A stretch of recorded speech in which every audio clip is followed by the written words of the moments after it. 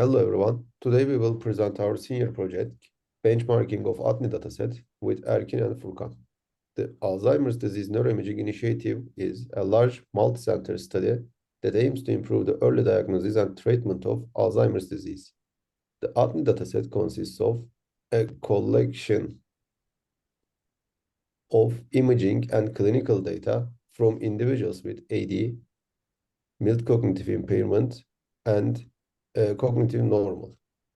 We have used various machine learning models to benchmark both MRI and clinical data. As the input data, we have utilized both MRI and clinical data, like cognitive tests, age, gender in our models. Out of these, we have tuned our models to classify between Alzheimer's disease and mild cognitive impairment cases. As the distribution of the classes were not balanced between Alzheimer's disease and mild cognitive impairment, we had to downsample the amount of mild cognitive impairment input. So while the dataset size was 3040 images, after discarding this cognitive normal and excess MCI cases, we were down to 1200 images to work with. This situation limited us in the case of dataset size and caused some overfitting on our models compared to a larger sample available. Now Erkin will talk about our pre-processing steps. For the MR images, we applied the multi-layered preprocessing with the help of FSL toolkit. In these steps, we have reoriented the brain, cropped the unnecessary parts, registered the brain to a template as can be seen in the below image, and then applied intensity normalization before conversion to RGB and resized. The most important step for our processing was the brain registration part. This step ensured that all the input brains were in the same plane with the same size, as the initial data was varied in size, plane, and dimension. Now Furkan will talk about multimodal and results.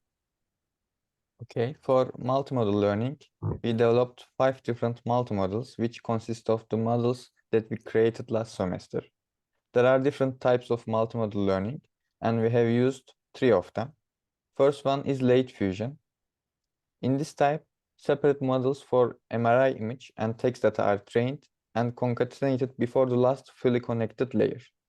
Our first and the third results uses this late fusion. Secondly, we have used joint fusion multimodal learning. In this type, after combining the outputs of the image model and text model, we have trained a new model on concatenated data. Our second multimodal uses this technique. And thirdly, we have used ensemble learning. The idea behind that is combining the predictions of different models according to the majority rule and get better performance.